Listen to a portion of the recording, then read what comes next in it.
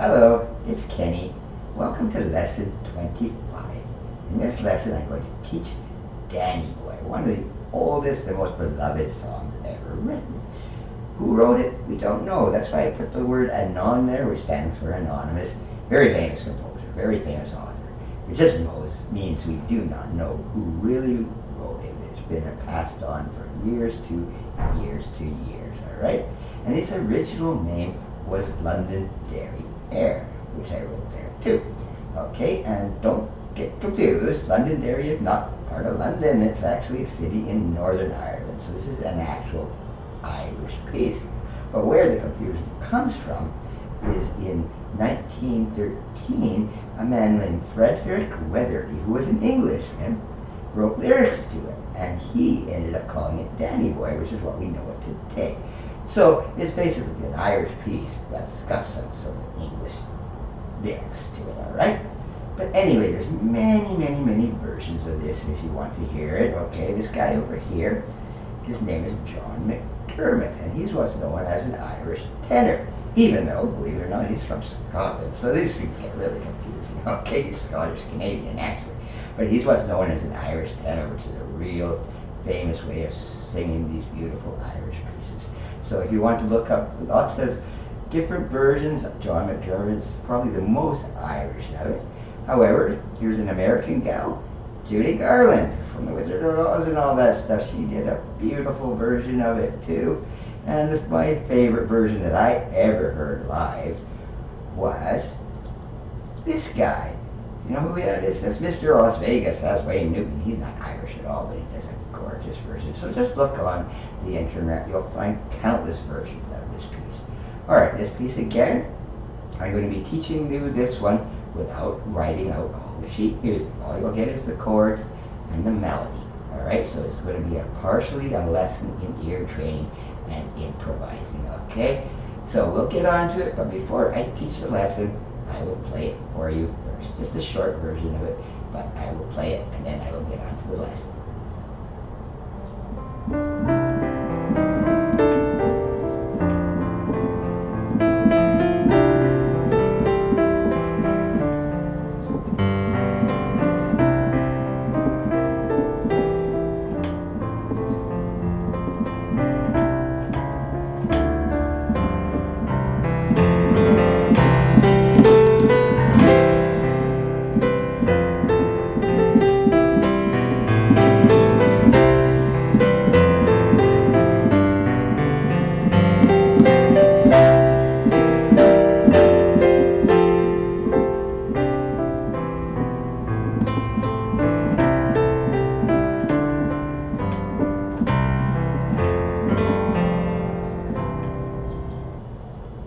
Okay, as I mentioned before, we're just using a lead sheet for this piece, all right? And what I mean by lead sheet is all that you get is the melody and some chords, and you've got to figure out what you're going to do with the rest of it. A lead sheet is commonly used mostly in jazz, but it's also used in popular music, okay? So they're just being lazy to an extent, but it also encourages improvisation and using your ear, all right? A bunch of ear training, all right?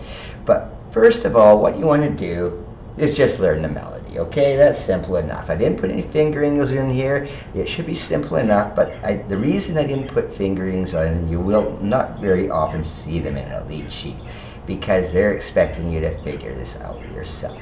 But the melody is very simple, all right?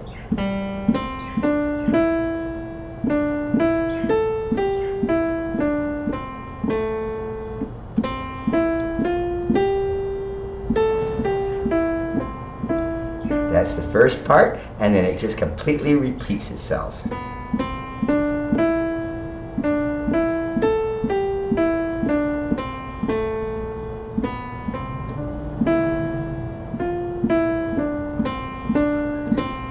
Okay, just completely repeats itself, almost the same. It changes a tiny bit at the end. And then it comes into another little section, starting out here.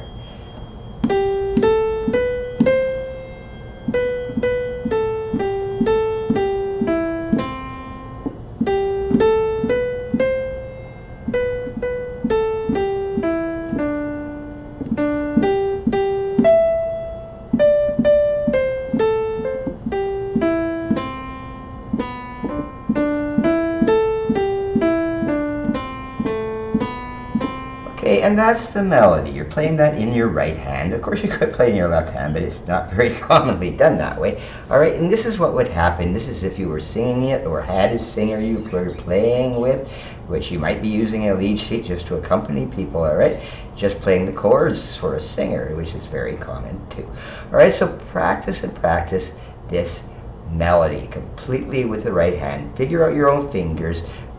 Be sure you can write down, all right, print it out, because I've given you a copy of this in the comments section. You can print this out, write down your own fingering, put as many notes on there as you want to do, tell you what to do, all right? But in the meantime, just keep practicing that melody. That's a beautiful melody.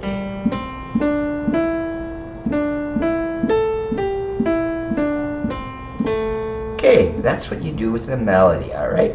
Now, you have to add the chords, and this is where it starts getting really interesting, okay? And just to help you here, I have given you a little cheat sheet starting here, all right? All right, this is not part of the piece. This is just the chords that we're going to use in this piece, all right? So number one is C major.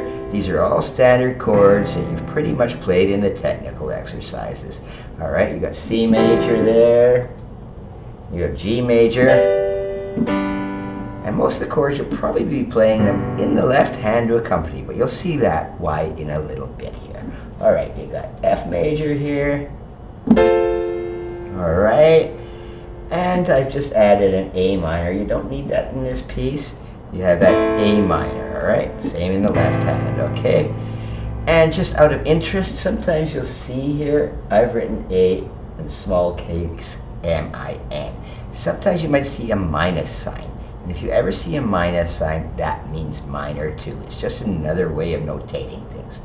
Okay? Now, the interesting two chords I have not discussed are these seventh chords, all right? You got a C major, and I have discussed seventh chords in the past, all right? But what you're doing is you're adding a minor third to make it a major seventh. So from here, you go up, minor third, all right? 3 notes up, all right? This happens to be 3 notes. It doesn't always work that way. All right, so it makes a sort of a dissonant sounding thing, okay? So it's a 4-note chord. It's no longer a triad, all right? But why that sounds so nice, it resolves so nice to that F major chord. It's just,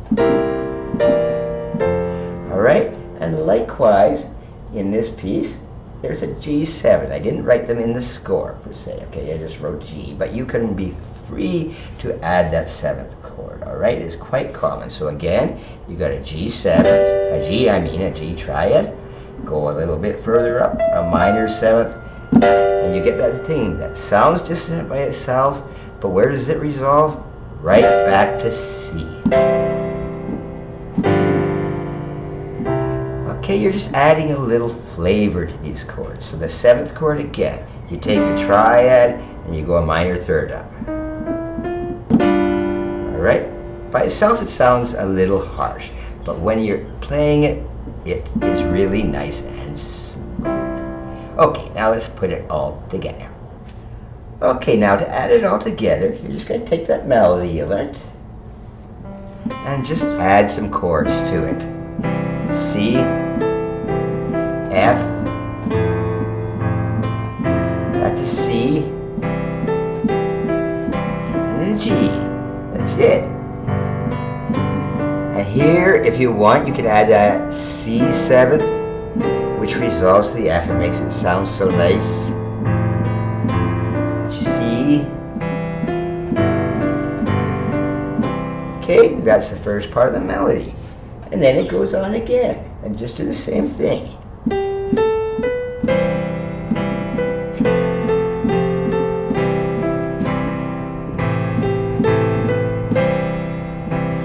And you notice here, I'm using my 5th finger here. That's an inversion of the F chord, all right? You don't have to play the strict triad, because my finger is already there.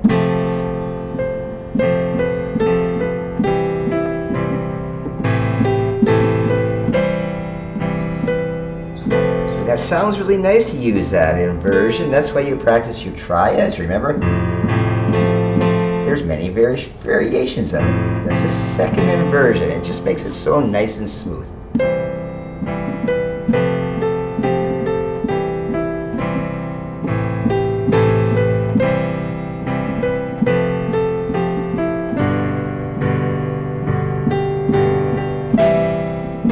And the C7 sounds so nice there.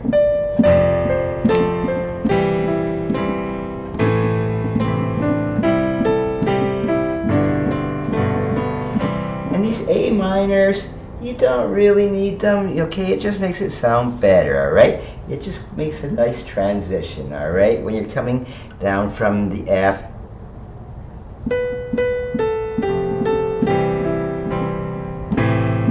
and then back into the C. It just sounds so much nicer. But you could just stay with F if you really, you could do this.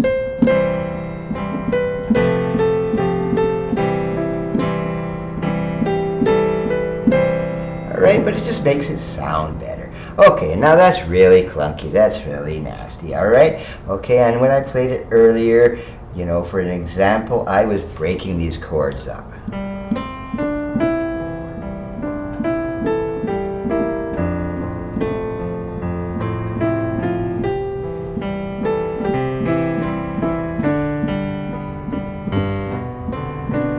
Okay, that's why you have solid and broken triads when you're practicing, remember? There's a reason for it, so you can play that kind of broken melody.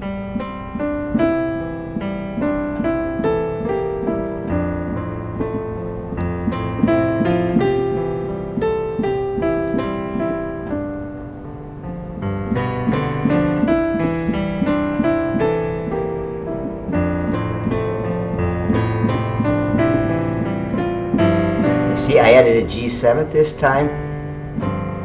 See how nice that makes it sound? And then you can break this up.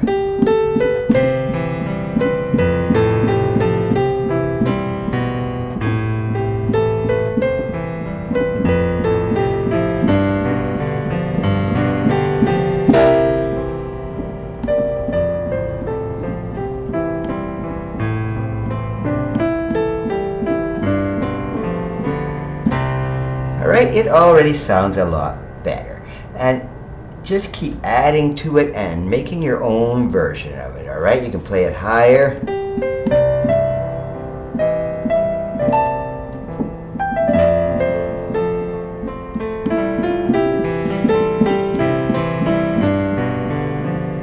Alright, do whatever you want. Alright, stick to the chord structure, but you can mess with that a bit too, alright?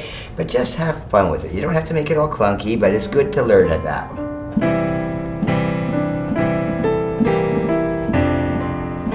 Alright, and eventually just take it to your heart and just a beautiful piece and just start playing it with a lot of emotion, because this is a sad piece in a lot of ways, and just make it really nice.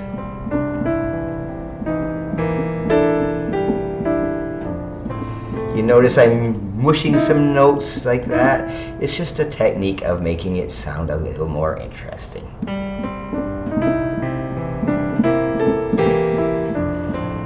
Okay, just keep working on it like that way. This is a lead sheet, so it's giving you all kinds of freedom, but you have to use your ears, you have to use your intuition to make it sound as nice as possible and make it your own version of Danny Boy. Until the next lesson, thank you.